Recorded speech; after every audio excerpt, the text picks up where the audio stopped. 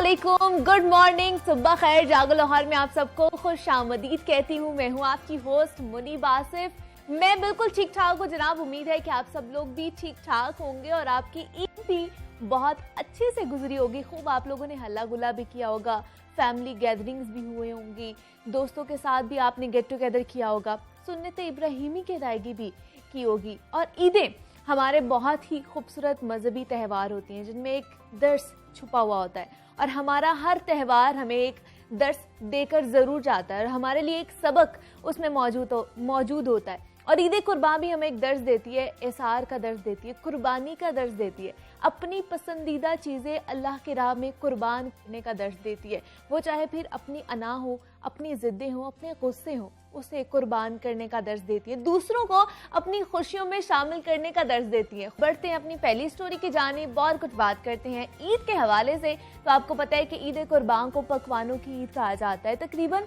हर घर में चटपटे खाने तैयार किए जाते हैं। कहीं बिरयानी बन रही होती है तो कहीं कोरमा बन रहा होता है, कहीं सिरी पाए भी बने होंगे, किसी ने निहारी का नाश्ता भी किया होगा। और ईद के पहले दिन तो हम देखते हैं कि कलेजी बनाने का एहतमाम तो ख़ास तौर पर हर घर पर किया जाता है। और इसी तरह ईद के अगर दूसरे और तीसरे दिन को देखा जाए तो बारबेक्यू का एहतमाम किया जाता है। तो जनाब, ईद पर बेएहतियाती हम सबको कह लें कि महंगी पड़ गई है कि बस यार खोरी के बाइस अस्पतालों में 7,000 मरीज दाखिल हो गए। गैस्ट्रो, फूड पॉइजनिंग और मेदे के इन्फेक्शन की हज़ारों शिकायत रिपोर्ट हुई है। म्यू हॉस्पिटल के अगर मैं आपको बताती चलूँ फिगर जो है, वहाँ पर 2,000 से ज़ायद मरीज रिपोर्ट हुए हैं। सर्विसेज हॉस्पिटल में 1800, जिना हॉस्पिटल में 1600 से ज़ायद मरीज दाखिल किए गए हैं। जबकि गंगाराम अस्पताल की अगर बात की जाए तो वहाँ पर 1300 और जनरल अस्पताल की अगर बात की जाए तो वहाँ पर 1100 मरीज रिपोर्ट हुए। ईद पर हम लोगों ने बदपरहेजी तो कर ली है, अब मैदे के मसाइल से हम कैसे बच सकते हैं और क्या क्या एहतियात की जा सकती है, इस पर बात करेंगे। हमारे साथ मौजूद हैं माहिर अमराजा, मैदा और जिगर हैं, डॉक्टर अवैस आबिद हैं। डॉक्टर अवैस, मैं आपको खुश आमदीद कहती हूँ। जागो लाहौर में कैसे हैं आप? अल्हम्दुलिल्लाह। डॉक्टर अवैस, हम देख रहे हैं मतलब ये 3 दिन अभी गुजरे ही हैं तो 7,000 से ज़ायद जो लोग हैं वो इस इन्फेक्शन में, मैदे का इन्फेक्शन हो गया, फूड पॉइजनिंग होगी, इसमें मुब्तला हो गए और दाखिल हो गए हॉस्पिटल में। तो क्या आपको वजह लगती है, मतलब हम इतना खा लेते हैं, हमें खाबों का बहुत ज़्यादा शौक़ है कि हम अपनी सेहत का भी ख्याल नहीं रख सकते? बिस्मिल्लाहिर्रहमानिर्रहीम जी, अगर हम थोड़ा सा ईद से पहले चले जाएं तो मैं भी और मेरे चंद और दोस्त भी बहुत सारे टीवी शोज़ पे आके और मुख्तलिफ जगहों पे लोगों को एजुकेट करते रहे। ख़ास तौर पे पेशेंट्स जो हैं, जो कि डायबिटिक पेशेंट्स थे और कार्डियक पेशेंट्स थे, उनको एडवाइस करते रहे कि कुर्बानी का गोश्त जो है आपने बड़ी मुनासिब मिकदार में खाना है और बहुत आपने एहतियात करनी है। लेकिन और फिर कोविड के दिनों में तो ये बहुत मुश्किल है कि एक इमरजेंसी जहाँ पे कोविड के पेशेंट्स भी हों, वहाँ पे आप एक गैर ज़रूरी सी इमरजेंसी, मतलब जो काफ़ी हद तक अवॉइडेबल एक इमरजेंसी होती है, वहाँ पे आप वो क्रिएट करते हैं। बहरहाल हर दफ़ा ही होता है, लेकिन इस दफ़ा चूँकि मौसम भी कुछ ऐसा था, लोगों के पहले भी थोड़ा पेट ख़राब होने वाला मसला जो था वो चल रहा था, तो लोग जो हैं वो ज़्यादा जो है इमरजेंसी में रिपोर्ट हुए। और वजह उसकी हमेशा से लापरवाही होती है हमारी। एक होता है गिल्टलेस ईटिंग, एक टर्म आजकल हम यूज़ कर रहे हैं। अच्छा। और इसका जो बेस्ट एक्सपोनेंट है वो आप किसी भी वेडिंग सेरेमनी पे इस तरह देखते हैं। तो जब हमें पता होता है कि हमने थोड़ी सी लापरवाही कर ली है, बदएहतियाती कर ली है सुबह के खाने में, तो ऑब्वियसली उसको कॉम्पनसेट करने के लिए कभी कभी हम दोपहर में या शाम को जो है वो कम खाना खा लेते हैं। लेकिन कुर्बानी के दिनों में अक्सर देखने में आया है कि ऐसा भी नहीं किया जाता। तो फिर जब आपका सुबह वाला खाना ही अभी डाइजेस्ट नहीं हुआ होता, उसके ऊपर आप बिंज ईटिंग कर लेते हैं। और फिर हमारी जो ट्रेडिशनल खाने हैं, साउथ एशियन खाने जो हैं, वो ज़रा स्पाइसी खाने मशहूर हैं, चटपटे खाने। और ईद के दिनों में तो खास तौर पे वो रेसिपी सेव की जाती है ना कि ईद पे ये पकाया जाएगा। कुछ गेस्ट हैं, कुछ हम लोग जो है वो खुद भी मतलब ऐसा चाहते हैं। तो ये सारे फैक्टर्स हैं जो कि मतलब जो है कंट्रीब्यूट करते हैं इसके अंदर। फिर एक डिहाइड्रेशन का बहुत इंपॉर्टेंट एलिमेंट है।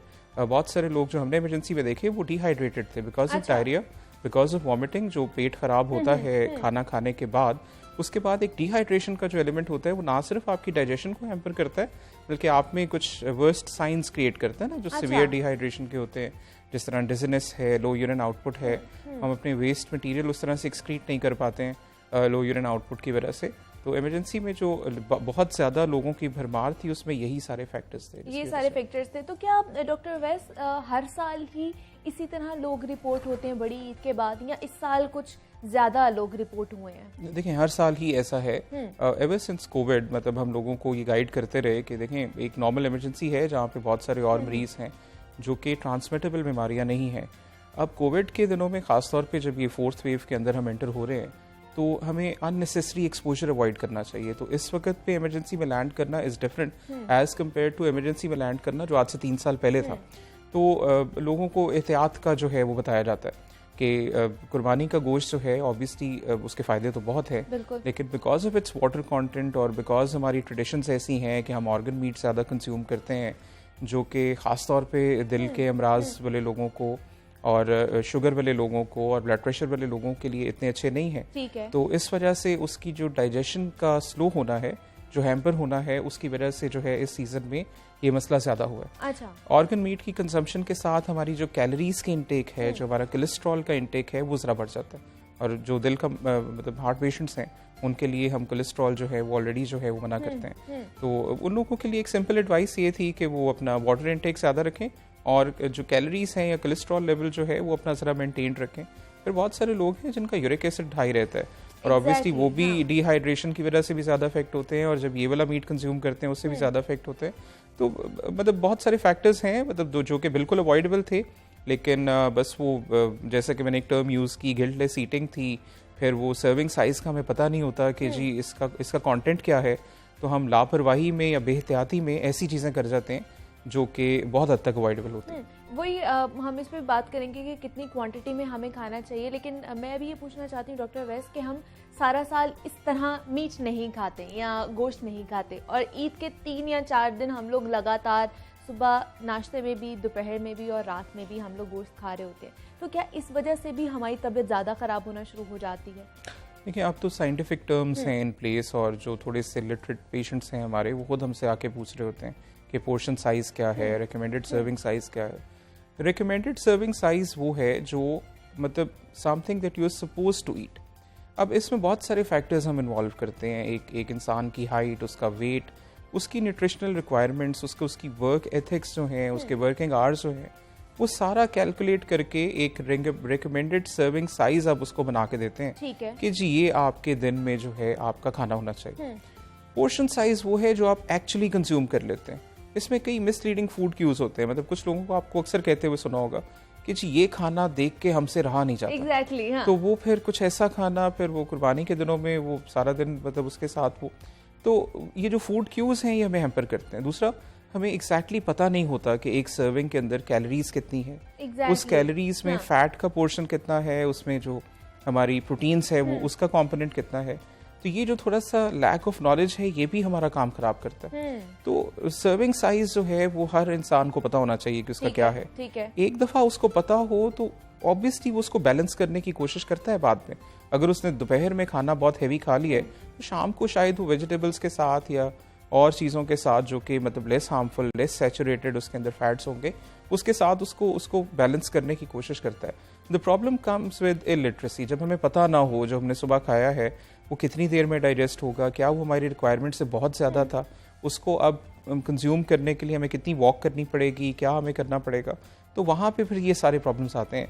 यस, पूरा साल भी खाते हैं लोग, ईद पर कुछ ज़्यादा हो जाता है क्योंकि वो इस तरह के मज़े के खाने बनते हैं और फिर ये जो लैक ऑफ नॉलेज है और हमारी अपनी जो रिकमेंडेड सर्विंग का नॉलेज जो है कम होना है, ये इसमें कंट्रीब्यूट करता है। और दूसरा डॉक्टर वैस, मतलब सुबह नाश्ते हो रहे होते हैं, निहारी, सिरी पाए और मतलब बिरयानी बन रही होती है, कोरमा बन रहा होता है, तो इसके खाने के बाद हमें डाइजेशन के लिए कितना टाइम चाहिए कि हम इतने घंटे वेट करें देन हम अपना नेक्स्ट मील जो है वो इनटेक कर सकते हैं? अब देखें, इसमें हमें थोड़ा सा ना सेपरेट करना पड़ेगा। एक है पेशेंट्स। ठीक है। मैंने जो the worst I have seen this Eid is कि मेरा क्रॉनिक किडनी डिजीज का एक पेशेंट था, डायबिटिक पेशेंट था, और वो उसने मुझे आके बताया जी मैं पाए का नाश्ता करके आया और obviously was to get sick. तो मतलब एक आम जो इंसान है जब वो थोड़ा सा ओवर ईटिंग कर लेता है and if he is conscious enough तो वो तो अपनी वॉक के साथ अपनी जो है अगले ईद के कुछ दिन बाद जो है अपनी डाइट को कंट्रोल करके वो तो उसमें ले लेगा। लेकिन एक जो पेशेंट है ना, वो उतनी ज़्यादा वॉक कर सकता है, ना वो इस तरह की चीज़ें, ग्रीन टी बहुत ज़्यादा कंज्यूम कर सकता है, इस डिहाइड्रेशन में और ज़्यादा डिहाइड्रेटेड हो जाएगा, और उसको बहुत सारे खाने तो उसको वैसे ही बनाओगे, बिल्कुल, तो उसको अपनी जो फ्रैक्शन है उसको कंट्रोल करना पड़ेगा। मतलब दिस नो ऑल्टरनेटिव। आप ये नहीं कह सकते कि एक पेशेंट और एक आम आदमी उतना ही खाना खा लें और बाद में उसको न्यूट्रलाइज करने के लिए जो है, कि हम सिर्फ अपनी गिल्ट को सेटिस्फाई करने के लिए खाने के फौरन बाद हम ग्रीन टी और लेमनेड और पता नहीं क्या क्या चीज़ें इस्तेमाल कर लेते हैं। हालांकि इनका बेसिक फंक्शन तो हमारे मेटाबॉलिक रेट को इंक्रीज करना है। ठीक है। बहुत सारे लोग, हमारी बहुत सारी पॉपुलेशन 20-30% पॉपुलेशन फैटी लिवर वाले लोग हैं, जो कि स्लो मेटाबोलाइजर्स हैं, खाने को बहुत आहिस्ता मेटाबोलाइज करते हैं। एक खाना जो कि 30 मिनट्स में जो है आपका डाइजेस्ट हो जाना चाहिए, ये ऐसे लोग हैं जो 1.5-2 घंटा लगा देते हैं, 120 मिनट्स और शायद इससे भी ज़्यादा कभी कभी। अब बेसिक मकसद इन सब चीज़ों का है कि हम जो है मेटाबॉलिक रेट तेज़ कर लें। अगर सुबह अर्ली मॉर्निंग जो है एक ग्लास ऑफ वार्म वाटर, उसके अंदर को थोड़ा सा शहद डाल के ले लें, या कुछ लोग लेमन इस्तेमाल करते हैं, या इवन ग्रीन टी इस्तेमाल कर लेते हैं, तो it's enough for the day. लेकिन आपने कई लोगों को देखा होगा, वो खाते भी जाते हैं, फिर उसके साथ फौरन ग्रीन टी पी लेंगे और दिन में 3-3 दफ़ा कंज्यूम कर लेते हैं। फिर किसी भी तरह की चाय इस मौसम में जो है, it acts as a diuretic, तो वो डिहाइड्रेशन का सबब बनती है। तो जो कंट्रोल है शुरू में खाने का, मसलन हम बहुत सारे लोगों को कहते हैं कि 70 ग्राम्स पर डे, एक आइडियल बॉडी वेट 70 kg है, तो 1 ग्राम पर डे की रिक्वायरमेंट है, तो आप 70 grams per day meet consume कर लें। अब इट्स वेरी डिफिकल्ट ना कि इसको फ्रैक्शन करें, तो उनके लिए एक सिंपल ये है कि ½ kg मीट जो है वो आप पूरे हफ्ते में यूज कर सकते हैं। ओके, इट्स देयर चॉइस, अगर वो एक दिन में खाना चाहें या उसको पूरे हफ्ते में थोड़ा थोड़ा करके कंज्यूम करना चाहें, तो इट्स एब्सोल्युटली देयर चॉइस। लेकिन मतलब कहने का तो बात और है, ईद के दिनों में इस पे अमल करना बहुत मुश्किल हो जाता है। गैदरिंग पे डिपेंड करता है कि आपकी गैदरिंग बहुत ज्यादा होती है, और बहुत सारे लोग आपको पता चले खा ले कुछ नहीं, आज आप चीटिंग कर आज खा सकते, कोई बात नहीं, अगले दिन हम लोग और फिर उसके बाद वो थोड़ा सा हमें पता नहीं होता कि इसके साइड इफेक्ट्स क्या हैं।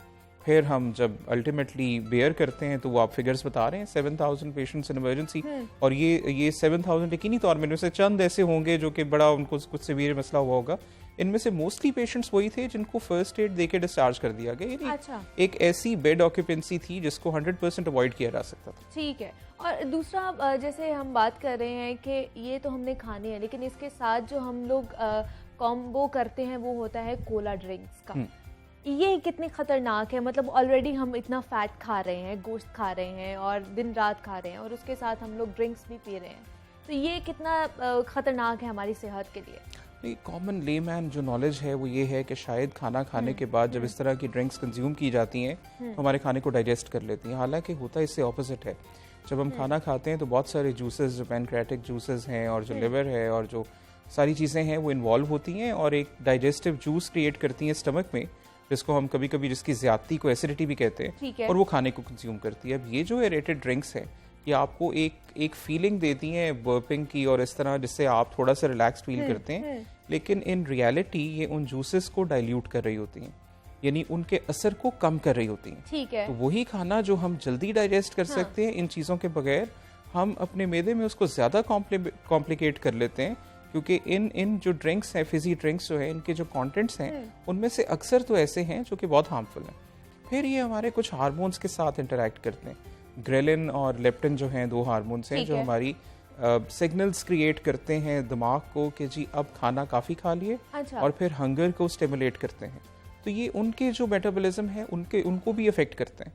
तो इन शॉर्ट जो है ये हमारी डाइजेशन के प्रोसेस को काफ़ी स्लो कर लेते हैं। And we have spoken time and again कि च्यूइंग जो है इज़ वेरी इंपॉर्टेंट। ईद के दिनों में कभी कभी जल्दी खाने के चक्कर में हम बहुत अच्छा च्यू करके नहीं खाते। ठीक है। जल्दी खा लेते हैं, हमें तकरीबन 15 से 20 मिनट का टाइम होता है कि सिग्नल स्टमक से ट्रैवल करते हैं ब्रेन तक। ठीक है। और सिग्नल्स आते हैं मतलब बताने के लिए कि अब खाना काफ़ी है, लेकिन हमने देखा है कि उस वक्त तक लोग बहुत खा चुके होते हैं। जब तक यहाँ से सिग्नल आता है कि अब और नहीं खाना, उस वक्त तक ओवर ईटिंग तो हो चुकी होती है। फिर जितना प्रेशर हमारे मैदे में होगा, उतनी ही ज़्यादा प्रेशर के साथ वो जो गैस्ट्रिक जूस है वो ऊपर की तरफ आएगा, और बहुत सारे लोग ये जो गर्ड और रिफ्लक्स के सिम्टम्स के साथ आते हैं, वो भी अक्सर ईद के दिनों में इन्हीं खानों के बाद आते हैं। बिल्कुल ऐसी है। और अब तो डॉक्टर साहब की हमारी ईद गुजर गई, हमने 3 दिन बहुत ज़्यादा खा लिया। अब आगे आने वाले जो दिन हैं या 1 हफ्ता अगर लगा लें मैक्सिमम, तो हमें किस तरह की रूटीन रखनी चाहिए ताकि हम इन जैसे जो मैदे के इन्फेक्शन है या गैस्ट्रो है या बदपरहेजी वाला जो अब हमने एक पीरियड गुजार लिया है, उससे कैसे बच सकते हैं? क्या रूटीन होनी चाहिए हमारी? दो तरह की मॉडिफिकेशन ही हम कर सकते हैं। एक तो डाइट में मॉडिफिकेशन है और एक अपना लाइफस्टाइल। डाइट मॉडिफिकेशंस में बहुत ज़रूरी है कि आप अवॉइड करें रेडीमेड फूड। ठीक है। बहुत एक ट्रेंड है कि गर्मी में हमने मीट कंज्यूम किया है तो आइसक्रीम खा लें या इस तरह की चीज़ें जो हैं, हमने पहले ही बहुत ज़्यादा कैलोरीज जो है वो कंज्यूम कर ली। अब उसके बाद मज़ीद कैलोरीज कंज्यूम करके आइसक्रीम की सूरत में या रेडी टू कुक फूड्स जो हैं, बिस्किट्स वगैरह क्रीम वाले जो हैं, वो हम लोगों कहते हैं अवॉइड करें। इनकी जगह आप सिंपल सूप जो होममेड हैं वो यूज़ करें। ठीक है। वेजिटेबल्स का इस्तेमाल ज़्यादा करें ताकि आपका फाइबर कंटेंट जो है वो अच्छा हो जाए और आपकी डाइजेशन भी अच्छी हो और उसको आप कंज्यूम करने में भी हेल्प करें। ग्रीन टी का इस्तेमाल बहुत अच्छा है। इसके अलावा आप जो है लाइट ड्रिंक्स जो हैं अवॉइड करें, फिजी ड्रिंक्स को। फिर आप अपनी हाइड्रेशन पूरी करें। बहुत सारे लोग ईद के बाद अपना यूरिक एसिड का लेवल काफ़ी बढ़ा लेते हैं, खासतौर पे वो लोग जो बीफ कंज्यूम करते हैं। अच्छा। मटन वाले लोग जो हैं उसमें calories relatively, I am not saying कि वाइट मीट के मुकाबले की, लेकिन कंपैरेटिवली उनमें यूरिक एसिड और कोलेस्ट्रॉल का कंटेंट कम है। अच्छा, कम और होता है, फिर ऑब्वियसली आपने रिप्लेनिश करना है अपना विटामिन B12 और फॉलिक एसिड और आयरन, तो इट्स अ गुड सोर्स। तो अगर वाटर इनटेक अपना अच्छा रखें, हाइड्रेटेड रखें इस मौसम में जो कि मुश्किल है, खासतौर पे ख़वातीन के लिए जो कि किचन में काम कर रही होती हैं, वहाँ डिहाइड्रेशन बहुत ज़्यादा हो जाती है, तो आप इसके बेनिफिशियल इफेक्ट्स को जो है वो ज़रा ज़्यादा प्रोमिनेंट कर सकते हैं। फिर लाइफस्टाइल मॉडिफिकेशन है। आपको पता है आपने 3-4 दिन अगर ज़्यादा खाया है तो आपने वॉक करके, एक्सरसाइज करके, आप ट्रेडमिल से करें आजकल घर में, या उसको आपने कंज्यूम भी करना है। स्लीप डिप्रिवेशन जो है उसका कॉन्सेप्ट बहुत इंपॉर्टेंट बहुत ज़्यादा है। रिसर्च बताती है कि जो 4 घंटे 6 घंटे सोने वाले लोग हैं ये 22% ज़्यादा कैलोरीज कंज्यूम कर जाते हैं। अच्छा। क्योंकि वो अपनी उसको भी उन्होंने किल करना होता है। एक तो उनका जागने का टाइम ज़्यादा है, तो ईद की छुट्टियां भी थी, आगे भी अभी एक तो है, तो कोशिश करनी चाहिए 8 घंटे की नींद जो है वो पूरी करें। फिर हाइड्रेशन का हम बता चुके। एक्सरसाइज जो है 15 to 30 minutes per day, 5 times a day, 5 times a week जो है वो तो ज़रूरी है। और अगर ईद के दिनों में कुछ ज़्यादा कंज्यूम किया तो ज़ाहिर है बहुत ज़्यादा भी उसको मतलब एक्सटेंड किया जा सकता है। मुख्तलिफ फॉर्म्स एक्सरसाइज की, आजकल के मौसम में लोग स्विमिंग जो है वो उसको ज़रा प्रेफर करते हैं, and it's a complete exercise जो कि आपकी वॉक और आउटडोर एनवायरनमेंट से भी आपको ज़रा बेहतर कर देती है। तो लाइफस्टाइल मॉडिफिकेशन है, आपकी डाइट मॉडिफिकेशन है जो अगले दिनों में करके जो कोई नुकसान आपने अपनी बॉडी को पहुंचा दिया है उसे कर सकते हैं। And I'd like to mention कि जो बारबेक्यू खाने वाले लोग हैं, अक्सर हमने देखा है कि वो जला हुआ गोश्त भी कभी कभी कंज्यूम हो रहा होता है, प्रॉपर बारबेक्यू नहीं किया जाता। तो चार्ड फूड है, इट इज़ हाईली कार्सिनोजेनिक। अच्छा। ये कैंसर की वजह बनता है, तो इसको प्रॉपर कुक करके प्रॉपर तरीके से बारबेक्यू करना जो है वो सेहत के लिए फ़ायदेमंद है, वरना इसके नुकसान बहुत ज़्यादा। अच्छा, मतलब ये कैंसर कॉज भी हो सकता है इसकी वजह से। वो मैदे का कैंसर हो सकते हैं, किस तरह? किसी भी चीज़ का, जब आपके कार्सिनोजेनिक एजेंट्स आपके अंदर चले जाते हैं तो प्रेफरेबली तो जीआई ट्रैक्ट में किसी जगह पे कैंसर करेंगे, हाजमे के निज़ाम के सारे अज़ा जो हैं उनको नुकसान पहुंचाएंगे, लेकिन it could be carcinogenic anywhere. मतलब ये हमारे लिए बहुत ज़्यादा ख़तरनाक चीज़ हो सकती है, तो एहतियात करके और एतदाल में रहकर हमने खाना है। दूसरा, अब जो लोग बीमार पड़ चुके हैं डॉक्टर साहब, जिनको गैस्ट्रो का प्रॉब्लम भी हो चुका है, अब जो मेडिसिन खा रहे हैं डॉक्टर से कंसल्ट करके, या जिनको डिहाइड्रेशन हो चुकी है, वो अब क्या करें? वो किस तरह की डाइट लें? वो भी इसी तरह की डाइट लें जैसे आपने बताया है? मोस्टली जो पेशेंट्स आए इमरजेंसी में वो एंट्राइटिस वाले पेशेंट्स थे, जिनके मैदे की खराबी जो है वो थोड़ी सी वजह बनी। इनिशियल ट्रीटमेंट के बाद अब वो ठीक है। उनको एडवाइस ये की जाती है कि आप सॉफ्ट डाइट से शुरू करें 3-4 दिन के लिए। जैसे ही आपको लगे कि आपका जो है डाइजेस्टिव सिस्टम जो है वो दोबारा से कुछ चीज़ें डाइजेस्ट करने के काबिल हो गया है, तो वो आप बाकी चीज़ें शुरू कर दें। स्पेसिफिकली हम पेशेंट्स की बात करते हैं, जो कार्डियक पेशेंट्स हैं, उनके लिए बड़ा ज़रूरी है कि एक तो अपनी रूटीन की मेडिसिन जो हैं वो प्लीज़ ज़रूर खाते रहें। कभी कभी ये नोजिया वॉमिटिंग इतना ज़्यादा हो जाता है कि ये एस्पिरिन और डिस्प्रिन लेना मुश्किल हो जाता है, तो 1-2 दिन के लिए वो छोड़ भी देते हैं, वो वापस अपनी रूटीन में वापस आएँ। अपनी मेडिसिन जो है उनके लिए खाना तो बड़ा ज़रूरी है। जो कुर्बानी का गोश्त है, ख़ासतौर पे मटन की अगर हम बात करें, तो इट्स लो इन सोडियम और पोटेशियम जो है कंटेंट इसका अच्छा होता है, लेकिन फिर भी हम देखते हैं बहुत सारे लोग इमरजेंसी में हाई ब्लड प्रेशर्स के साथ प्रेजेंट करते हैं। उसकी वजह बेसिकली वो कंटेंट नहीं है, मीट कंटेंट नहीं है, उसका मतलब हमारी एडेड स्पाइसेस हैं जो हमने उसमें ऐड की थी। अब जब उसको न्यूट्रलाइज करना है तो उसके लिए सॉफ्ट डाइट पे आना पड़ेगा। वो जो बहुत ज़्यादा स्पाइसी खाना है उसकी जगह आप उसको ज़रा अपना जो खासतौर पे जो सॉल्ट कंटेंट है उसको हमें कम करना है। और अब तो ऐसे सॉल्ट्स हैं जिनमें सोडियम नहीं भी होता, जो कि ब्लड प्रेशर के लिए मुफीद हैं। फिर जो लिवर वाले पेशेंट्स हैं उनके लिए कई दफ़ा हम देखते हैं कि बहुत ज़्यादा मीट कंज्यूम करने के बाद वो एनकैफ में चले जाते हैं, एक बेहोशी की हालत होती है, कोमा की कैफियत होती है जिसमें वो चले जाते हैं। ठीक है। अगेन प्रोटीन अवॉइड करके वो उस बीमारी से बच भी सकते हैं और उनका इलाज भी है, यानी प्रोटीन अगर कुछ दिनों के लिए अवॉइड कर लें तो वो जो है उसमें से निकल भी सकते हैं। किडनी डिसीज वाले पेशेंट्स प्रोटीन उनके लिए रिक्वायरमेंट तो है, लेकिन एक्सेसिव प्रोटीन जो कि ईद के दिनों में होती है वो उनके लिए भी डेंजरस है। तो वो जो है वो अपना जो है बाकी का इलाज तो जारी रखेंगे, लेकिन अपनी प्रोटीन को अब वाइट मीट पे कन्वर्ट करें। Egg white is very beneficial to them, उसका एल्ब्यूमिन का कंटेंट बड़ा अच्छा होगा। तो बहुत सारे लोग जो कि अपना इलाज करा चुके हैं, अब उनके लिए नॉर्मल रूटीन का वक्त है। अब वेजिटेबल ज़्यादा कंज्यूम करें, कुछ मेटाबोलाइजर्स लें ज़्यादा जो कि उनके खाने को हजम करने के लिए मददगार साबित हो, और अपना जो है वाटर कंटेंट जो है अगर वो अच्छा रखे तो there is no problem with this. और जो शुगर के मरीज हैं उनके लिए क्या एहतियात है कि वो क्या एहतियात शुगर वाले मरीजों में मतलब इट्स टू वे थिंग ना। बहुत सारे लोग आके हमसे पूछते हैं कि जी वो कुर्बानी का गोश्त कंज्यूम करना चाहिए कि नहीं। It's very beneficial for them, इसमें कोई दो राय नहीं है। बहुत सारे लोग हमारे पास भी पोर्शन होने चाहिए जी न्यूरोपैथी के साथ आते हैं, पाँव का जलना और हाथ सुन होना और इस तरह की जो चीज़ें हैं, आमतौर पे विटामिन B12 की डेफिशिएंसी की वजह से होता है।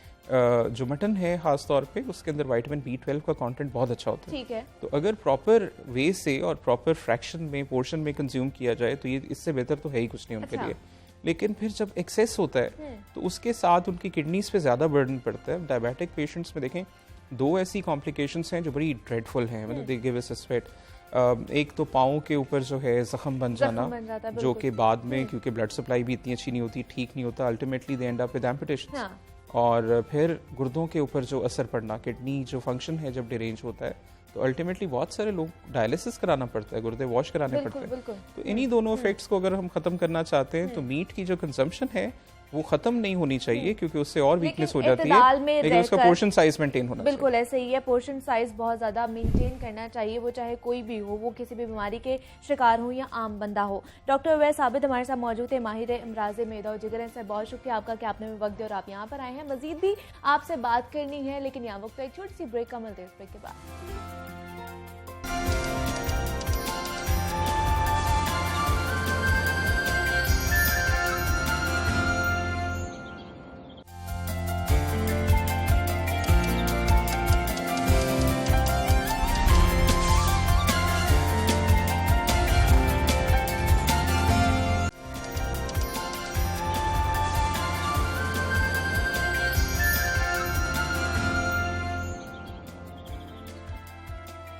वेलकम बैक टू जागो लाहौर। जनाब अब कुछ बात करते हैं इस एक ऐसे मसले के हवाले से जिसने माशरे की जड़ें खोखली करके रख दी है, और वो मसला है अदम बर्दाश्त और गुस्से का। हम गुस्से में इस कदर पागल हो जाते हैं कि हमें अपनी हदूद का भी इदराक नहीं रहता। गुस्सा और अदम बर्दाश्त हमें कीमती रिश्तों की पहचान तक भुला देता है। और गुज़श्ता हफ्ते लाहौर में कई ऐसे वाक़यात भी पेश आए हैं जिसने आवाम को हिला कर रख दिया है, और उनमें बेशतर वाक़यात का निशाना ख़वातीन बनी है। गुज़श्ता एक हफ्ते ही की बात अगर की जाए तो 7 ख़वातीन को बेरहमी से कत्ल कर दिया गया है। उनमें से एक खातून तो अपने बेटे के हाथों ही कत्ल हुई है। ये सूरत हाल सिर्फ लाहौर ही में नहीं पाई जाती, बल्कि पाकिस्तान के दूसरे शहरों में भी ऐसी ही सूरत हाल हमें देखने को मिल रही है। और अगर इस्लामाबाद की बात की जाए तो नूर मुकद्दम के बहिमाना कत्ल ने मुआशरे को हिलाकर रख दिया है। इंसान गुस्से में इस कदर क्यों पागल हो जाता है कि कीमती रिश्तों का खून बहाने से भी वो गुरेज नहीं करता। इस पर बात करेंगे। हमारे साथ मौजूद है माहिर नफ्सियात हैं, समिया खालिद हैं, और लाइफस्टाइल मेडिसिन कोच भी हैं। समिया, मैं आपको खुश आमदीद कहती हूँ जागो लाहौर में। कैसे हैं आप? जी वालेकुम अस्सलाम, थैंक यू, मैं ठीक हूँ। समिया, हम देख रहे हैं कि हमारे माशरे में अदम बर्दाश्त बहुत ज़्यादा बढ़ता जा रहा है। मतलब छोटी छोटी बातों पे हम कत्लो गारत पर उतर आते हैं, हम किसी की जान लेते हुए भी नहीं सोचते। आपको क्या लगता है ये क्यों इतना अदम बर्दाश्त जो है ये बढ़ता जा रहा है हमारे माशरे में?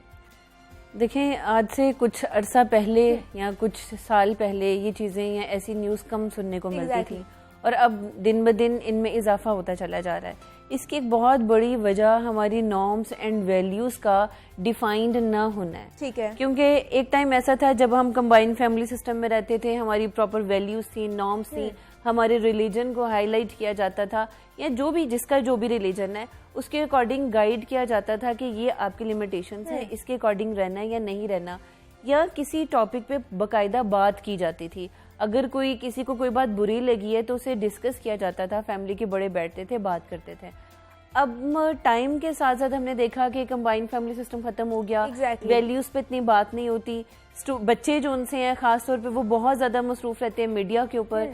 मीडिया में वो अच्छा देख रहे हैं, बुरा देख रहे हैं, वो उसी को ही एग्जैक्ट समझ लेते हैं कि यही सब कुछ ठीक है। मुझे ऐसा लगता है कि हमारे यहाँ इस किस्म के इंसिडेंट्स की बड़ी वजह ये है कि हमें गाइड करने वाला कोई नहीं रह गया, हमें बताने वाला कोई नहीं रह गया कि क्या सही है, क्या गलत है, क्या हमारी लिमिटेशंस हैं, किससे आगे हमें नहीं जाना चाहिए। तो ये एक आप ये कह सकते हैं कि एक अलमिया हो गया है हमारे मुआशरे का कि हमारे पास वो लोग नहीं रहे हमें गाइड करने वाले, हमें बताने वाले कि हमें क्या करना है। मतलब आपको क्या लगता है इस तरह के हम लोग घर पे जो अपने बच्चों की परवरिश कर रहे हैं, उनको अपब्रिंग कर रहे हैं, उनकी अपब्रिंगिंग कर रहे हैं, वो ठीक नहीं कर रहे, हम उनको बता नहीं रहे। देखें, अगर हम इसको थोड़ा सा 50 इयर्स बैक से मैं स्टार्ट करूँ ना, क्योंकि कोई भी वाकया या कोई भी इंसिडेंट सोसाइटी में जो होता है वो फौरन से नहीं हो जाता। उसकी कुछ रूट्स होती हैं, कुछ कॉजेज होती हैं और वो आहिस्ता आहिस्ता बढ़ती चली जाती हैं और फिर जब बहुत बड़ा सिनेरियो बन जाता है तब हम उसको हाईलाइट करते हैं या उस पर बात करते हैं। पाकिस्तानी कल्चर या जब अब हम बात करते हैं बरे सगीर पाको हिंद था, हमारे यहाँ एक रवायात थी, मिलजुल के रहना था, कुछ हमारी अपनी वैल्यूज थी। With the passage of time हमने ये सीख लिया कि हम अगर अपने आप को प्रोफेशनल लाइफ में आगे लेके जाएंगे, हम अच्छी एजुकेशन हासिल करेंगे, तभी हम कामयाब हो सकते हैं। और ये बहुत अच्छी बात थी क्योंकि इसके बगैर होना भी नहीं था। लेकिन हमारे यहाँ लोगों ने सब कुछ इसे ही समझ लिया। देखो, अगर एक ह्यूमन बीइंग की बात करें ना, तो हमारी 3 तरह के बिहेवियर्स होते हैं या करेक्टर्स होते हैं। एक हमारी प्रोफेशनल लाइफ होती है, एक हमारी सोशल लाइफ होती है, and third and very important हमारी पर्सनल लाइफ होती है। अब हमने लोगों को देखते हुए, फॉरेनर्स को देखते हुए या बाहर के कंट्रीज में डेवलपिंग कंट्रीज की डेवलपमेंट को देखते हुए ये तो सीख लिया कि हमने प्रोफेशनली अपने आप को आगे लेके जाना है। उसमें हम कंपटीशन में आ गए, उसमें हम जेलसी में आ गए, उसमें हम अग्रेशन में आ गए कि किसी तरह भी हो जाए, हमें शॉर्टकट्स कोई मिल जाए, हमें आगे जाना है। जबकि सोशल लाइफ जो थी, जिसमें हम सोशल गैदरिंग किया करते थे, जिसमें हम मिलके रहा करते थे, जिससे हमारी पर्सनल डेवलपमेंट होती थी, वो सारी चीज़ें बहुत पीछे रह गई। ये वो चीज़ें थी जो हमें विरासत में मिली थी, ये वो चीज़ें थी जो हमारे कल्चर ने, हमारे मजहब ने सिखाई थी। लेकिन कैसे ये आहिस्ता पीछे होती चली गई, किसी ने इस पर गौर नहीं किया। मीडिया ने, लोगों ने इस चीज़ को बहुत हाईलाइट किया जी, फीमेल्स बहुत आगे जाना शुरू हो गई, फीमेल्स ने स्टडी बहुत लेना शुरू कर दी, फीमेल्स में मेल्स में कोई डिफरेंस नहीं है, इनको प्रमोट करना चाहिए। लेकिन ये किसी ने नहीं देखा कि अब उनकी सोशल लाइफ क्या रह गई, क्या उनकी पर्सनल लाइफ भी उतनी ग्रूम्ड है, क्या उनकी सेल्फ आइडेंटिटी उतनी स्ट्रांग है जितनी की होनी चाहिए। आज भी अगर एक फीमेल मीडिया पे काम करती है या प्रोफेशनल लाइफ लेके चल रही है, तो आप देखो साथ साथ घर में उसे उतना ही रोल प्ले करना पड़ता है। मतलब सबने ये तो एक्सेप्ट कर लिया, ठीक है कि वो अपनी प्रोफेशनल लाइफ कंटिन्यू करे, लेकिन इसकी एक्सेप्टेंस नहीं थी कि घर में भी उसको साथ हेल्प चाहिए है, घर में भी कोई हो जो उसको उतना ही लिबरल कर दे कि वो कंफर्टेबली अपने घर को चला सके।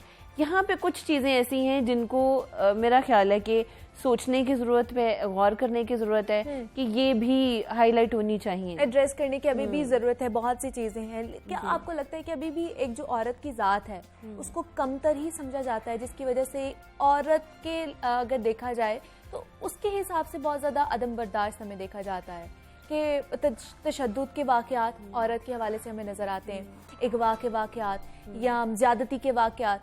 अब जो कत्ल बहुत ज़्यादा हो रहे हैं, अगर लाहौर की बात की जाए, जुलाई में 7 वाक़यात हमें नज़र आए हैं कि औरत को जो है वो ख़वातीन को कत्ल किया गया है। तो क्या अभी भी उनको एक्सेप्ट नहीं किया जा रहा है, हमें एक्सेप्ट नहीं किया जा रहा है? ये है हकीकत है। अब अभी तो हम चूंकि एक ऐसे कंट्री में बैठे हुए हैं जहाँ पे बहुत डेवलपमेंट की ज़रूरत है। अगर मैं डेवलपिंग कंट्रीज़ की बात करूं तो वहाँ भी फीमेल्स के हवाले से बहुत सारे ऐसे इश्यूज देखने को मिलते हैं, उन्हें वो राइट्स नहीं मिलते जो कि मिलने चाहिए। पाकिस्तान तो एक मेल डोमिनेटिंग कल्चर है यहाँ पे, और मेल्स को बहुत ज़्यादा इंपॉर्टेंस दी जाती है, और हमारे यहाँ इस चीज़ को समझा जाता है कि फीमेल कभी भी उस लेवल पे नहीं आ सकती है जैसे कि एक मेल है। चाहे वो एक हस्बैंड है, चाहे वो एक भाई है, चाहे वो बाप है, उसको जो उनसे ज़्यादा अहमियत दी जाती है, और फीमेल को वो कभी भी अपने लेवल पे समझता ही नहीं है।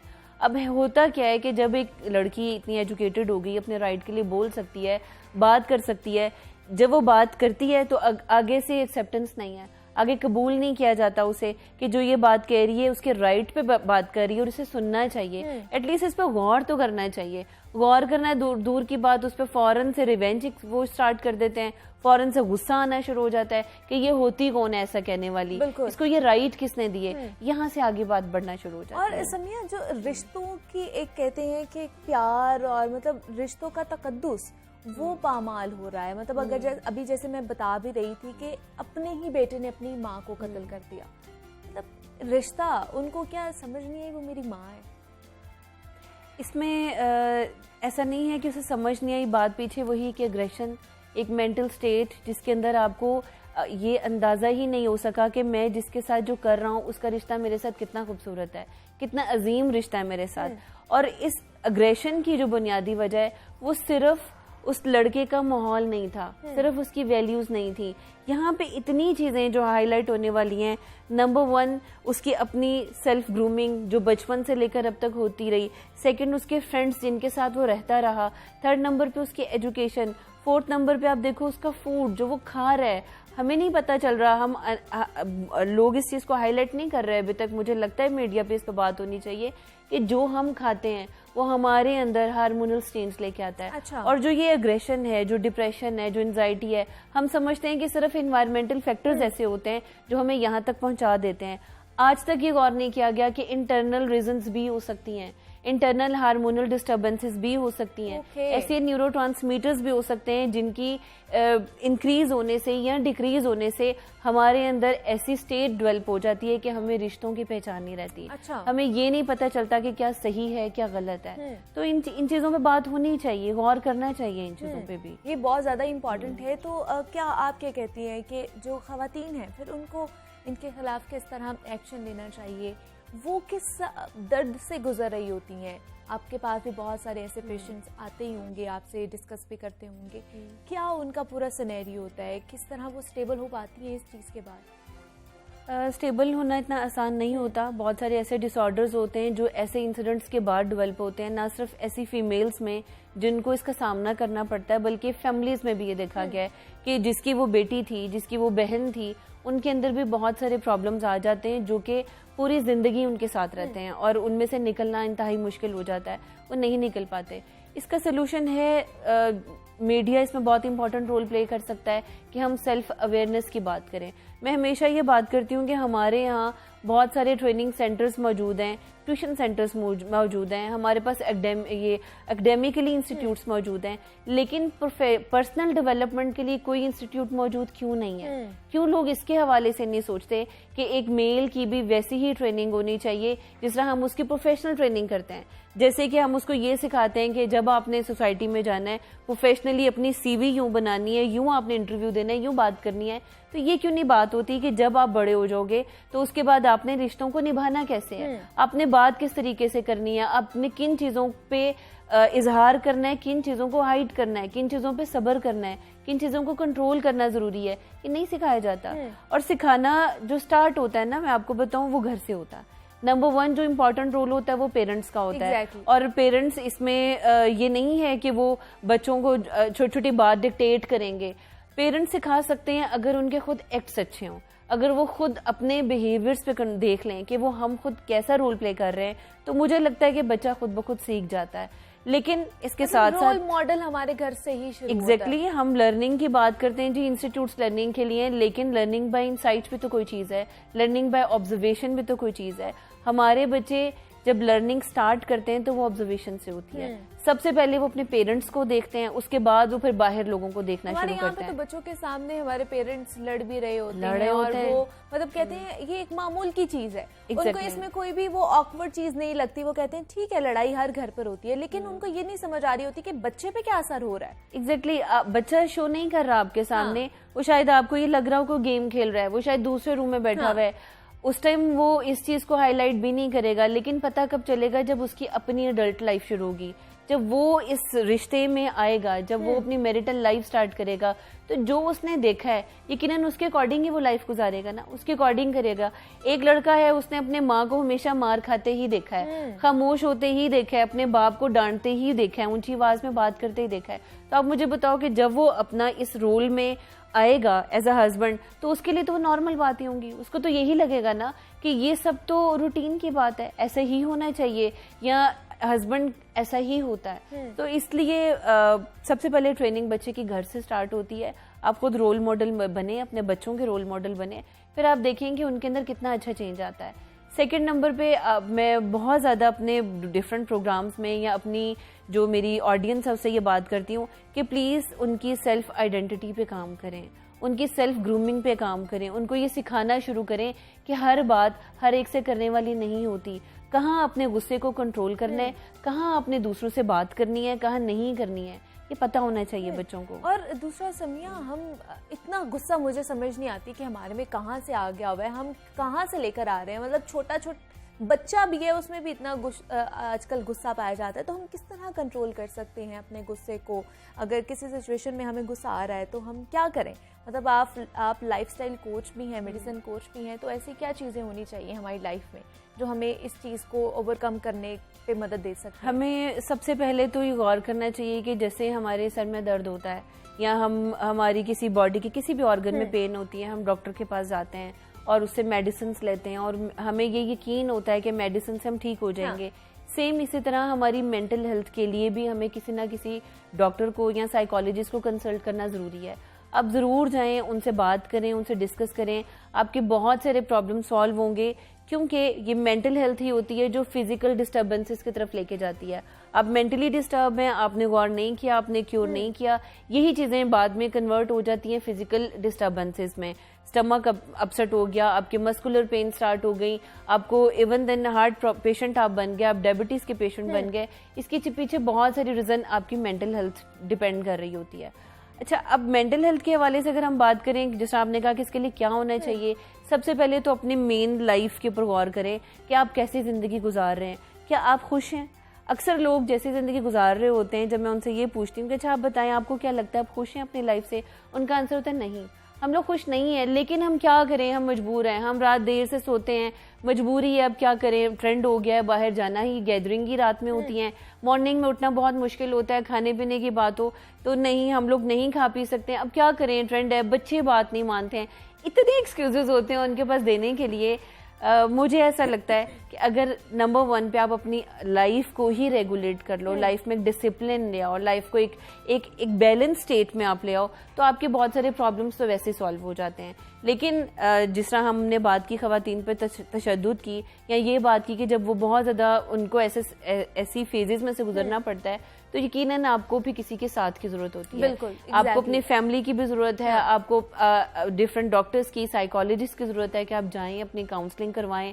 हम जिस तरह हम मेडिसिन देते हैं, इसी तरह हम डिफरेंट थेरेपीज भी अप्लाई करते हैं। और उसमें फिर हमारी जो थेरेपीज होती हैं, या हम फूड पे बहुत ज़्यादा काम करते हैं, क्योंकि फूड आपको बहुत ज़्यादा जहाँ पे एग्रेशन लेके आ सकता है, वहाँ पे आपको काम करने में भी फूड का बड़ा इंपॉर्टेंट रोल प्ले होता है। तो हम उसके थ्रू भी काम करते हैं, करना चाहिए, लोगों को आना चाहिए। और जैसे समिया आपने बात की कि घर वालों की सपोर्ट बहुत ज़्यादा ज़रूरी होती है, उनकी भी काउंसलिंग, उनकी भी थेरेपी करना बहुत ज़रूरी है। और लेकिन बहुत से ऐसे हमने सिनेरियो देखे हैं कि अगर किसी खातून के साथ ऐसा कोई वाकया पेश आता है तो उसके घर वाले ही उसको सपोर्ट करना छोड़ देते हैं। ये कितनी एक कह लें कि अलमनाक एक हमारा कह लें कि रिवायत बन चुकी है हमारी सोसाइटी की कि हम अपने ही बच्चे को ओन करना छोड़ देते हैं। उसके पीछे भी एक खौफ होता है, सोसाइटी का खौफ होता है, जिसकी वजह से पेरेंट्स को डर जाते हैं कि अब मेरे बच्चे का जो फ्यूचर है वो इनसिक्योर हो गया, अब शायद उसको सोसाइटी में वो एक्सेप्टेंस नहीं मिलेगी। एक मैं भी पिछले दिनों एक हमारी टीवी आर्टिस्ट है, विदाउट नेमिंग उनकी बात करूंगी, जब मैं उनका इंटरव्यू सुन रही थी तो उन्होंने बताया कि वो 6 ईयर्स की थी जब सबसे पहले उन्हें हरास किया गया, और उसके बाद उनकी मदर घर में नहीं थी और 2-3 महीने उनके साथ ये होता रहा। फिर जब उनकी मदर आई, पता नहीं कैसे उनमें हौसला आया कि उन्होंने अपनी मदर से बात की, उन्होंने उसे कहा तुम यही खामोश हो जाओ, आज के बाद इस टॉपिक पे हमारे घर में बात नहीं होगी। अच्छा। मतलब एक वेल नोन फैमिली, और उसके अंदर भी आप देखो इतनी एजुकेशन के बावजूद उन्होंने ये उनकी मदर ने उनसे ये कहा कि नहीं, हमें इस टॉपिक पे बात नहीं करनी। जिसने किया था वो खानसामा था उनका, उसको उन्होंने करवा दिया, अरेस्ट करवा दिया। ये बात 15-20 साल तक नहीं हुई। उसके बहन भाइयों का पता था लेकिन वो खामोश रहे, फैमिली खामोश रही, कोई फर्क नहीं पड़ा। मतलब लड़की ने अपनी स्टडी कंप्लीट की, उसके बाद वो जब अपनी प्रोफेशनल लाइफ के अंदर आई तो अब जब उसकी मैरिटल लाइफ स्टार्ट हुई तो वो 1-2 साल से ज्यादा नहीं चल सकी। उसके बाद उसको डाइवोर्स हो गई, और जब वो मेंटली बहुत डिस्टर्ब थी और साइकोलॉजिस्ट के पास गई और वहाँ उसकी हिस्ट्री को देखा गया तो उसमें एक बहुत बड़ी वजह वो चाइल्डहुड के अंदर वो हिरासमेंट थी, जो उसे अब्यूज किया गया था। उसकी वजह से उसकी पर्सनैलिटी में ऐसे आप कह लो कि गैप्स आ गए थे कि वो उसे फिल नहीं कर पाई। तब उसने जाके अपनी मदर से ही कंप्लेन की कि मामा क्यों, आपने क्यों इस टॉपिक पे बात नहीं की, आपको क्यों लगा कि हम सोसाइटी में मूव नहीं कर पाएंगे अगर ये किसी को पता चल गई। उसके बाद उन्होंने भी अपनी एनजीओ बनाई और उसके बाद इस पे काम करना शुरू किया। तो ये बताने का मकसद सिर्फ ये है कि अगर आप खामोश रहते हैं इस वजह से कि सोसाइटी एक्सेप्ट नहीं करेगी, तो देखिए स्टैंड भी तो हम लोगों ने लेना है। आज हम एक बच्चे के लिए खामोश रहते हैं, 10 और केसेस सुनने को मिलते हैं। एक अगर आवाज अपनी उठा लेना तो मुझे लगता है कि हम उन 10 बच्चियों को बचा सकते हैं जो हमारी एक खामोशी की वजह से यहाँ तक पहुंच गई या उनको इस तकलीफ का सामना करना पड़ा। तो क्या समय आपको लगता है कि अब मीडिया ने या अब बहुत से ऐसे इदारों ने लोगों को एजुकेट कर दिया है कि वो आराम से इस तरह की बात कर सकते हैं, एक दूसरे के साथ शेयर कर सकते हैं अगर कोई ऐसे वाकया एजुकेट होना शुरू हो गए हैं? अच्छा। लेकिन स्टिल ना अभी तक पाकिस्तान की जो सिचुएशन है आपको पता है, यहाँ पे एजुकेशन, आपके पास भी ऐसे बहुत से पेशेंट आते होंगे, किस तरह कन्विंस करना पड़ता है, कितना मुश्किल होता है उनको कन्विंस करना, उनको बताना कि अगर इस तरह का कोई वाकया हो गया तो उनको सपोर्ट करना है आपने? उसमें सबसे पहले तो मैंने देखा कि सेल्फ एक्सेप्टेंस ही नहीं होती कि मेरे साथ ही क्या हो गया, मेरे साथ ही क्यों हुआ, वो इस फेज से ही नहीं निकल पाती हैं। अब ऐसी फीमेल्स जो कि मेरे पास, मतलब अभी रिसेंटली ये खातून का मैं जिक्र करूंगी कि वो डॉक्टर हैं और वो मेरे पास जब आई उनकी मैरिटल इश्यूज थे और जब बात हुई तो फिर चाइल्डहुड अब्यूजेस थे उनके लाइफ में, जिसकी वजह से वो अपनी मैरिटल लाइफ में एक्सेप्टेंस उनको नहीं मिल रही थी। अपने हस्बैंड को जो कि बहुत उनकी केयर करते थे वो मानती भी थी, लेकिन उनके अंदर जो डाउट्स थे या एक शक जो अंदर उनके डल गया था वो निकल नहीं पा रहा था। तो उसमें सबसे पहले तो उन्हें ये रियलाइजेशन देनी होती है कि आप एक्सेप्ट करो कि जो हो गया वो एक इवेंट था, वो आपके बस में नहीं था। अब उसमें से निकलना है आपने, अब उसमें से खुद निकलना है, अपने आप को ब्लेम देना छोड़ दें कि ये मेरे साथ हो गया, शायद मैं बुरी हूँ या मैं अच्छी नहीं हूँ, मेरे साथ ही ऐसा क्यों हो गया। सो ये पहले तो एक्सेप्टेंस दिलाई जाती है जिसके साथ ये इंसिडेंट हुआ होता है। फैमिली काउंसलिंग होती है, फैमिली को हम लोग इसमें बहुत ज़्यादा एजुकेट करते हैं कि कैसे अब उन्होंने ऐसी फीमेल्स के साथ खुद रहना है और किन चीज़ों को उसके साथ बिल्कुल डिस्कस नहीं करना, क्योंकि बहुत सेंसिटिव हो जाती है ना तबीयत। जब तक आप अपने डिप्रेशन से नहीं निकल पाते हो, कोई थोड़ी सी भी बात करे तो आपको लगता है जैसे मेरे पे बात की जा रही है। तो इस पे एक लंबी थेरेपी, एक लंबी ट्रेनिंग की जरूरत होती है। फैमिली अगर साथ दे, खुद पर्सन के अंदर एक्सेप्टेंस आ जाए तो काम आसान हो जाता है। और दूसरा, आपको क्या लगता है कि जिस तरह के मतलब ये वाकयात रिपोर्ट होते हैं उनके खिलाफ कार्रवाई भी होती है, लेकिन फिर भी हम देखते हैं कि लोग उससे कोई मतलब एग्जाम्पल सेट नहीं कर पा रहे हैं। हम लोग जो केसेस रिपोर्ट हो रहे हैं, लोग फिर बाहर निकल आते हैं, उनको सजा नहीं मिलती। क्या इस वजह से लोगों के अंदर खौफ खत्म हो गया कि जो करार वाकई सजा है वो तो हमें मिलनी नहीं है, एक एग्जाम्पल नहीं सेट कर पा रहे हम? ऐसा है क्योंकि आपको ये पता है कि बहुत सारे ऐसे लोग जिनके अपने रिसोर्सेज होते हैं, वो कॉन्फिडेंट होते हैं कि हम इजीली बाहर आ जाएंगे, हाँ। हमें कोई इशू नहीं है, हम कुछ भी कर लें, हम कुछ भी कर लें, कोई फर्क नहीं पड़ता। एक तो सोसाइटी में इससे बहुत इनसिक्योरिटी फैल रही है। दूसरा, बहुत सी जगहों पे ऐसा होता है कि इंसाफ मिलता है लोगों को, जो उनसे सजाएं भी होती हैं, लेकिन मीडिया, मुझे ऐसा लगता है कि उन चीज़ों को उतना हाईलाइट नहीं करता। मुझे लगता है कि ये ऐसी चीज़ें भी हाईलाइट करनी चाहिए ताकि लोगों को ये यकीन आ जाए कि कानून जो है वो हमारे साथ है, अगर हम उसे हेल्प लेंगे तो हमारी मदद करेगा। ऐसे चूंकि चाहे कम केसेस होते हैं, लेकिन अगर इनको भी हाईलाइट किया जाए तो मुझे लगता है शायद हमारे में कॉन्फिडेंस आ जाएगा। हम कानून के पास जाएंगे, उनसे बात करेंगे।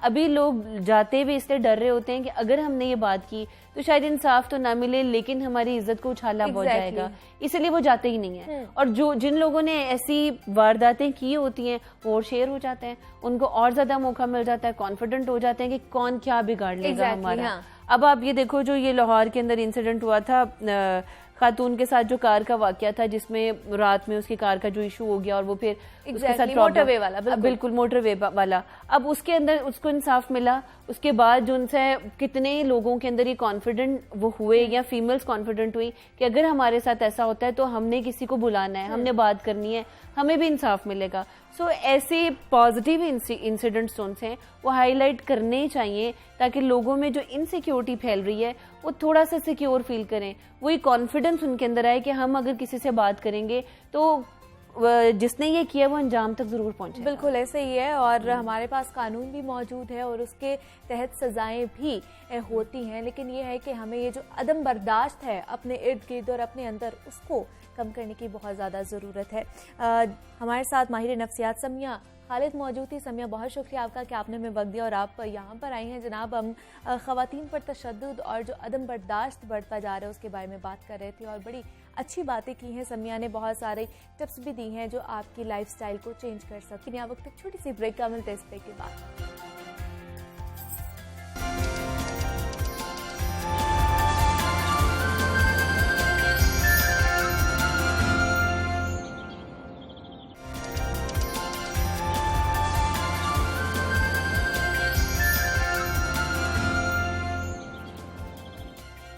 वेलकम बैक टू जागो लाहौर। जनाब, अब कुछ बात करते हैं हमारे सोने शहर लाहौर के हवाले से। तो ईद उल अजहा पर लाहौर की सफाई किसी इम्तिहान से कम नहीं होती, लेकिन जिले इंतजामिया की कोशिशों और तमाम इदारों की कोऑर्डिनेशन के बायस ईद पर शहर की सफाई सुथराई मिसाली रही है। और ईद उल अजहा के दौरान रिकॉर्ड 2,08,000 टन अलाइशें उठाई गई हैं। 10 सालों में पहली मर्तबा LWMC अमले ने अलाइशें उठाने के काम खुद सरअंजाम दिया है। और LWMC के अमले ने लाशें उठाने का काम जो सरअंजाम दिया, तो वासा मुलाजमीन ने भी ईद पर बरसने वाली बारिश के बाद कहीं भी पानी खड़ा होने नहीं दिया। और ईद पर सफाई सुथराई का मिशन कितना कामयाब रहा है और इसमें कितनी मुश्किलात का सामना भी करना पड़ा है, इस पर बात करेंगे। और इसके साथ साथ सुप्रीम कोर्ट के हुक्म पर मेट्रोपॉलिटन कॉरपोरेशन लाहौर और 274 यूनियन काउंसिल्स की लोकल गवर्नमेंट एक्ट 2013 के तहत बहाली के हवाले से डिस्ट्रिक्ट ट्रांजैक्शन टीम का DC लाहौर मुदस्सर रियाज की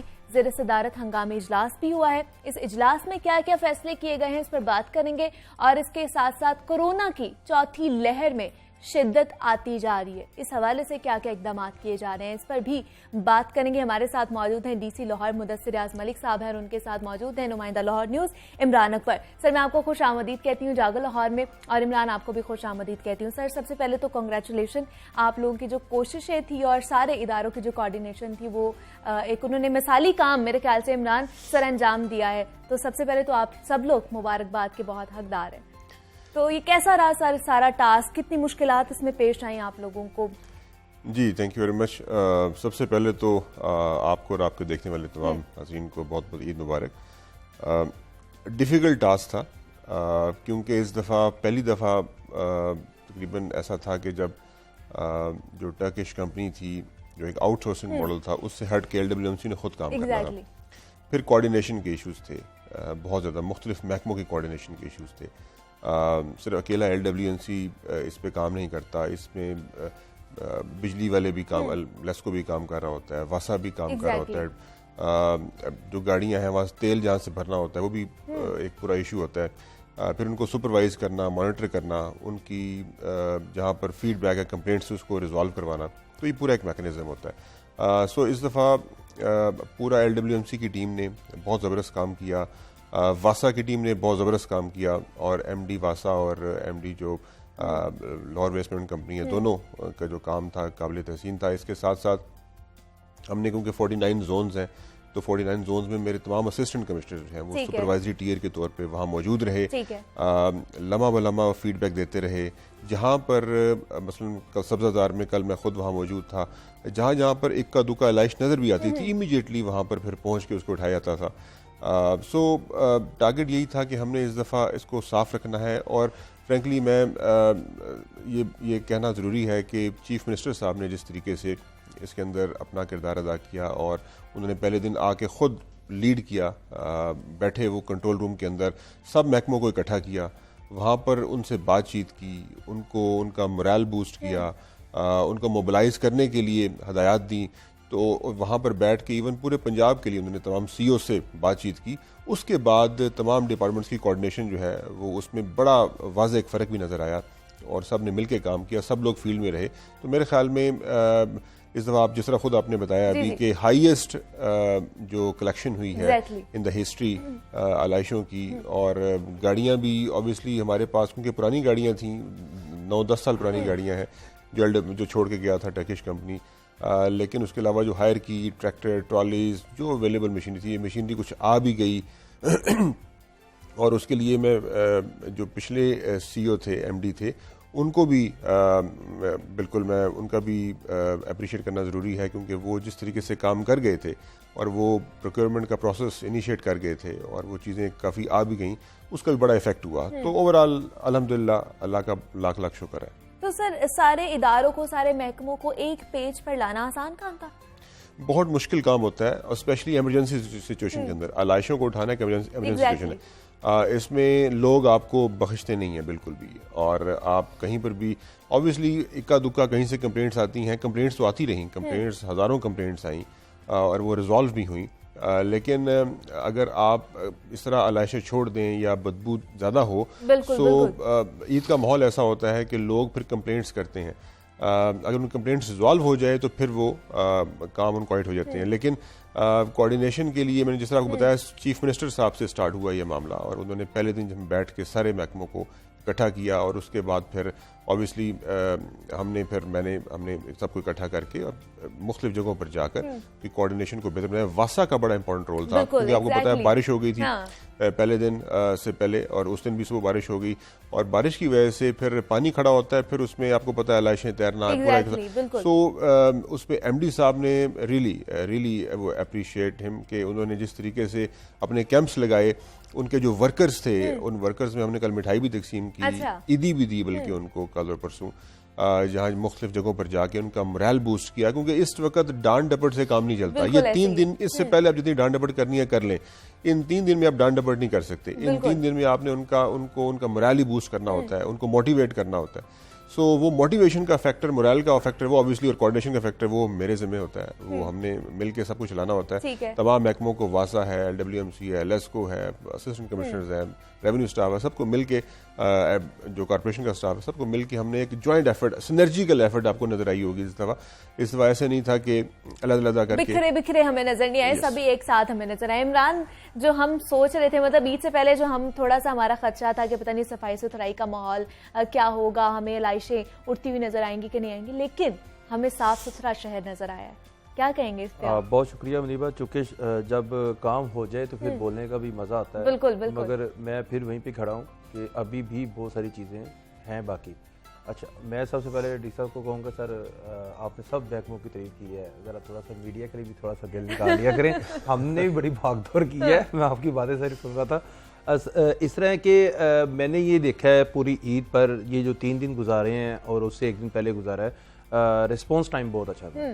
रिस्पॉन्स टाइम से मुराद ये कि मैंने खुद जो है ना, जो हम मुझे आ रही थी मुख्तलिफ शिकायत, तो जब मैं भिजवाता था तो रिस्पॉन्स टाइम मेरा ख्याल है 3 से 4 मिनट था, और मुझे बड़ा अच्छा लगा है कि इसी तरह ही काश इसी तरह ही हो जाए कि हमेशा से रिस्पॉन्स टाइम जो है वो 3 से। और सबसे बड़ी बात मैं आपको बता दूं, जो शिकायत का इस दफ़ा का जो नंबर थे वो फर्स्ट डे 6000, सेकंड डे 5200, यानी कि शिकायत, लोगों को इतमाद आना शुरू हो गया, शिकायत ज्यादा हो गई और उनको रिस्पांस मिल रहा था। जब रिस्पांस मिलता है तो शिकायत जो है वो लिखी जाती हैं और फोन आते हैं और आपकी ऐप पर मैसेज आने शुरू हो जाते हैं। बिल्कुल। तो वो तमाम जो हैं ख़त्म करवाई गई और उनको बाकायदा तौर पर रिस्पांस टाइम जो था, क्योंकि मैंने खुद चेक किया हुआ था 3 से 4 मिनट का। मैंने एक आपने भी तो नहीं फोन करके शिकायत की थी चेक करने के लिए? मैंने मैसेज करके मैसेज किया और जेन्युइन एक कल मैसेज किया, एक परसों किया। कल मैंने जो किया, मुझे जिनका मैंने किया उनकी कॉल आ गई आफ्टर 3-4 मिनट। कि जो है मंसूरा के अंदर एक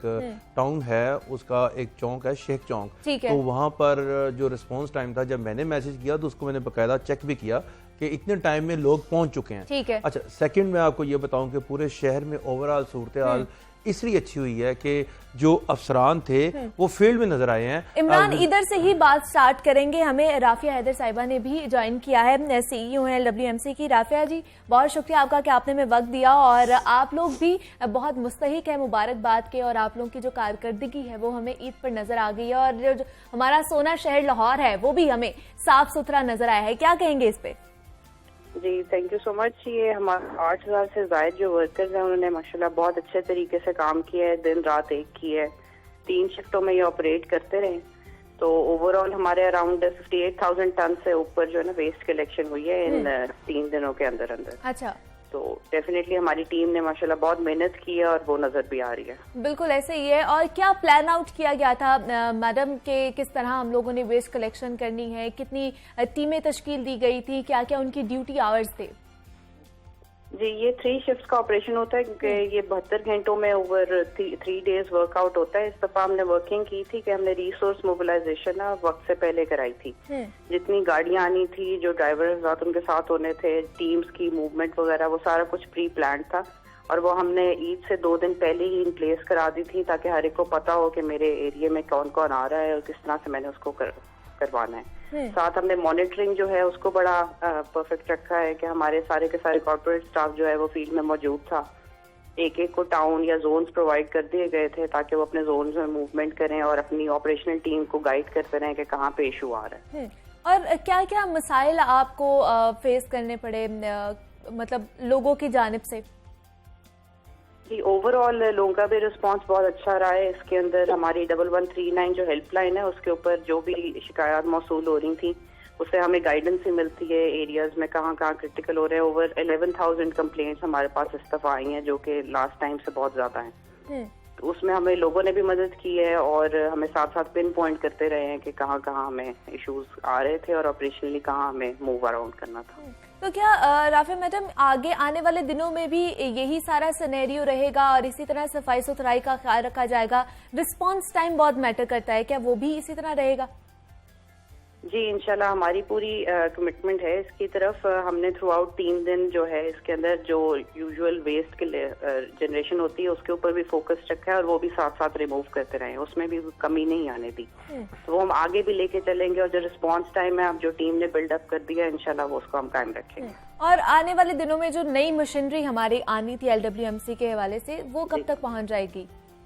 जी, अभी आप देखेंगे कि ये वीक वाइज एडिशन होना स्टार्ट हो जाएगा। इसका जो हमारी फ्लीट है, स्पेशली जो छोटे डंपर्स, मिनी डंपर्स वगैरह की जो ज्यादा क्रिटिकल होते हैं प्राइमरी वेस्ट कलेक्शन में, उनकी जो है मूवमेंट आप लोग देखेंगे कि वो हर वीक वाइज जो है ना हमारी एडिशन होना स्टार्ट हो रहा है। ठीक है जी, राफिया हैदर साहिबा हमारे साथ मौजूद थी, सीईओ हैं LWMC की। राफिया जी, बहुत शुक्रिया आपका कि आपने हमें वक्त दिया, और उनका भी ये कहना था कि आने वाले दिनों में जो हमें सफाई सुथराई का जो एक मामला है वो हल होता हुआ नजर भी आएगा और नजर आ भी चुका है। DC लाहौर साहब हमारे साथ मौजूद थे, मुदस्सिर रियाज मलिक साहब, सर बहुत शुक्रिया आपका कि आपने हमें वक्त दिया और आप यहाँ पर आए हैं।